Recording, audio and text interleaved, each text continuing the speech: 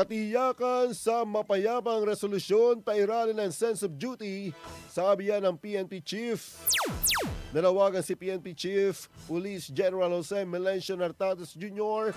sa kanilang dating hepe ng pambansang pulisya na ngayon ay isang senador na si Ronald Bato de la Rosa na pairalin ang sense of duty sa gitna ng nagpapatuloy na paghahanap sa kanya.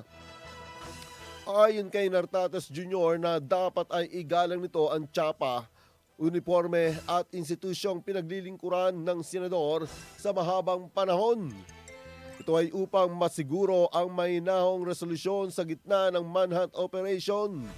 Ang senador ay pinaaresto na ng International Criminal Court sa ninang war on drugs.